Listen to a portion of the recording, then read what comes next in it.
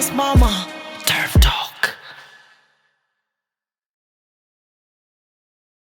Many football players grind with an aim of going pro in the future. Now today we touch base with a Kenyan player who's risen through the ranks from high school games all the way to Spanish football. Let's now talk to one of Kenya's football gems.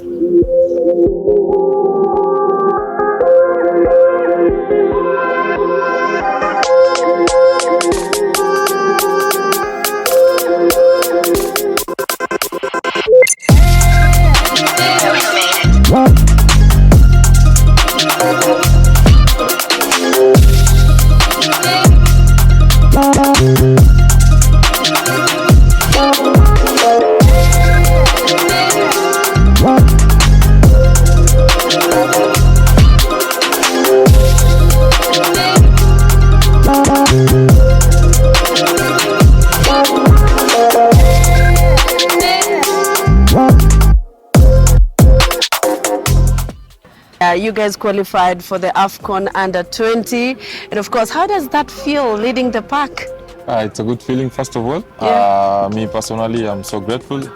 I've never been in that position where I'm able to take my team to maybe the AFCON, and also to make it more bigger. It's a history in Kenya. Yeah, so you've not qualified for how long? It has been a while. Yeah. Today we were in a meeting, and I think it has been almost over, maybe, I don't know, like approximately maybe 7 or something years. Yeah. So it's really an amazing thing. What's that feeling that you get when you're walking through the tunnel, leading the boys, of course?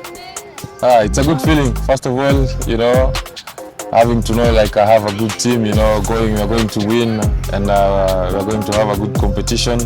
It's a very good feeling. Me being the leader of the team, of course. Yeah. Being there, encouraging my team, knowing everything is possible. It's a really good feeling. Great. I've listened to one of your pressers. You were doing an interview, and you congratulated the technical bench, and especially Salim Babu, for putting the boys together. And considering you played high school games with these boys, how's that feeling like? Of course, it's a good opportunity whereby after high school, being called for the national team, and then suddenly, boom, I'm the captain, Yeah. And having knowing that there are people behind me who trust in me, who trust how I can, lead the team to some extent. It's a really good thing, of course. Playing with most of the people in the under 18, and then playing again with them, the under 20, of course, winning till the finals. Yeah. Of course, last year we were out in the finals. Yeah, in the finals. Yeah, it was so sad again. This time we were unable, but the good thing is that we qualified. Congratulations about that. What memories do you share with the boys? What's that memory you carried to Spain when you think about the boys?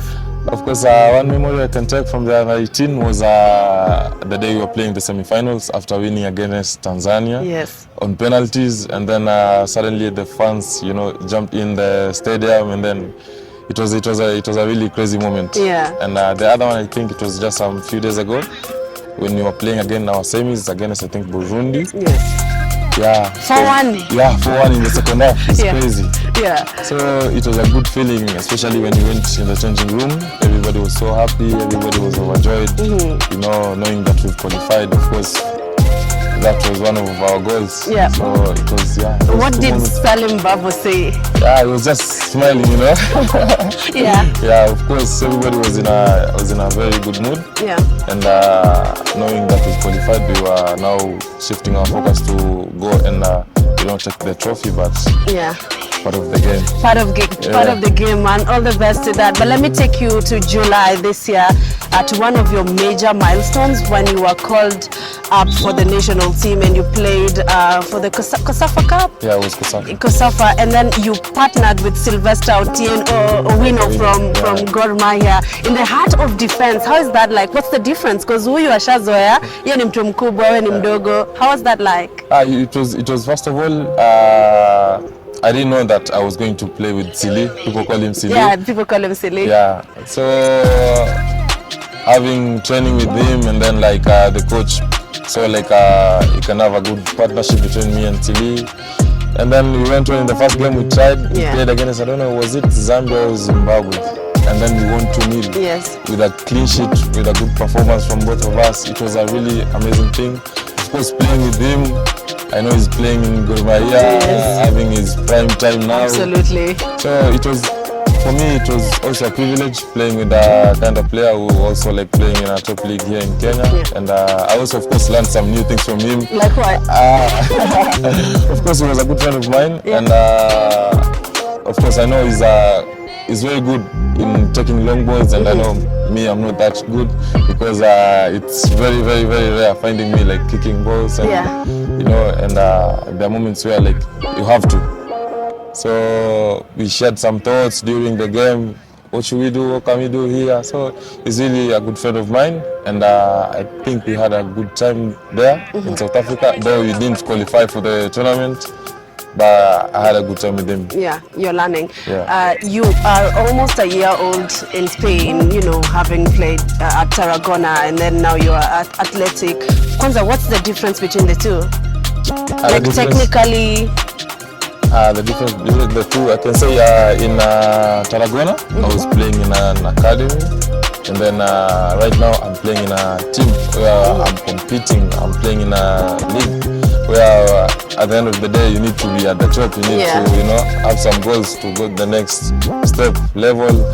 So I think the difference is that where I'm playing the league right now, even my teammates, I have good teammates where like they play in a good league, so at least I can say like I can get to learn some new things, because you know, I'm having some good teammates who have played in a top league, a better league than me.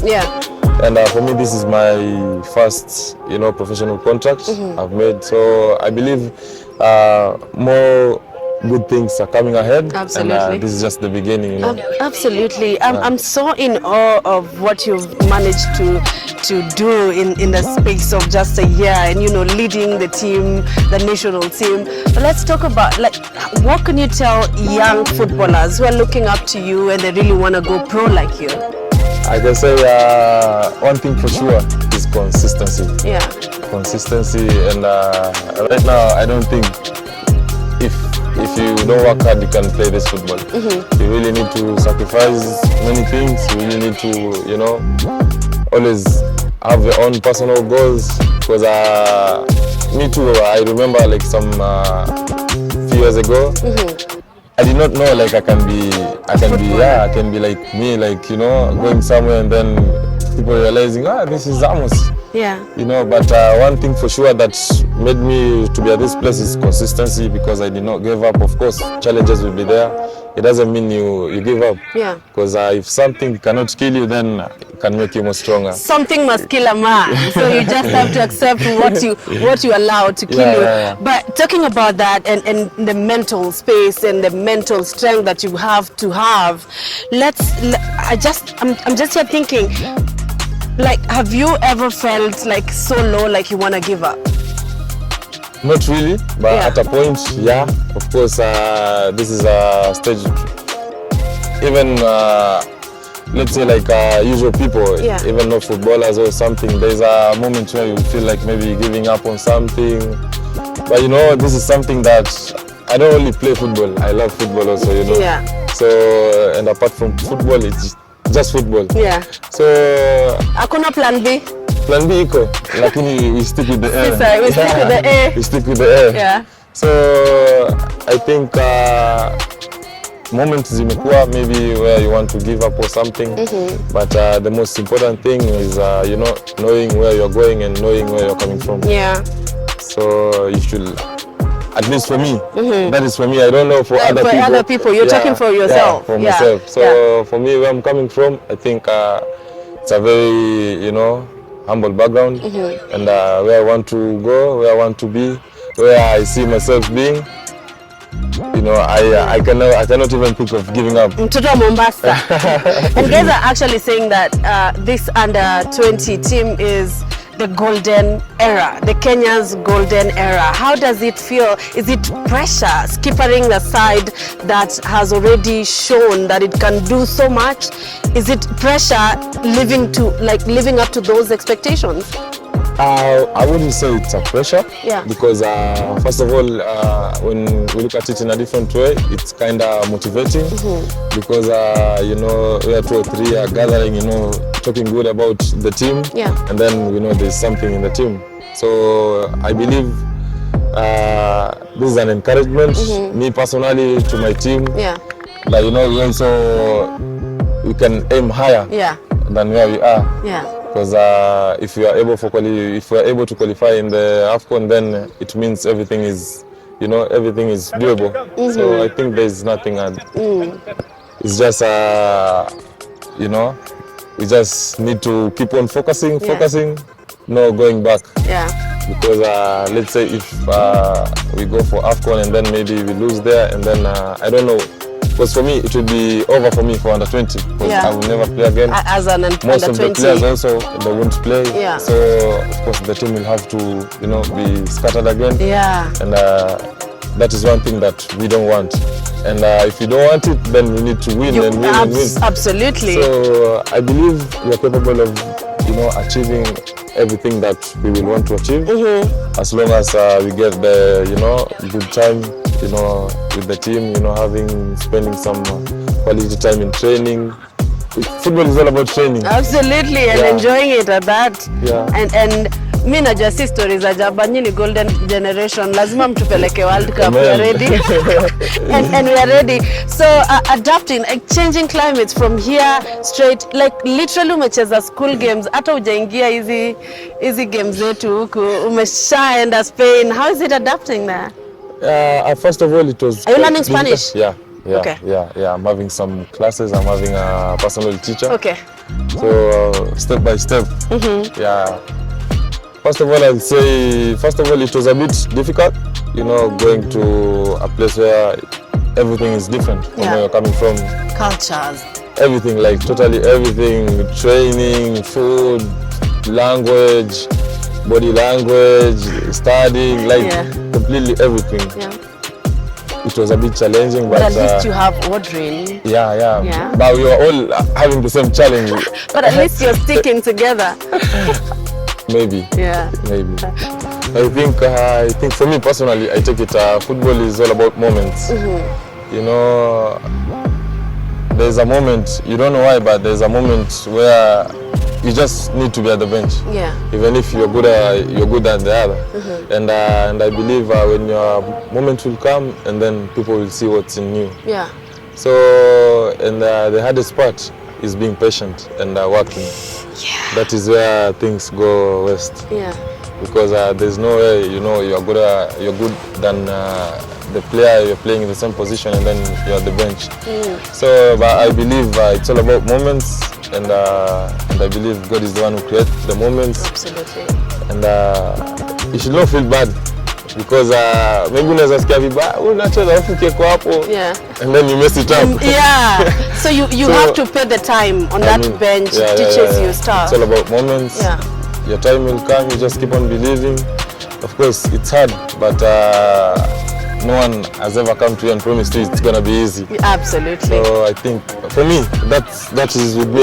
So if you believe in moments, and then that's it.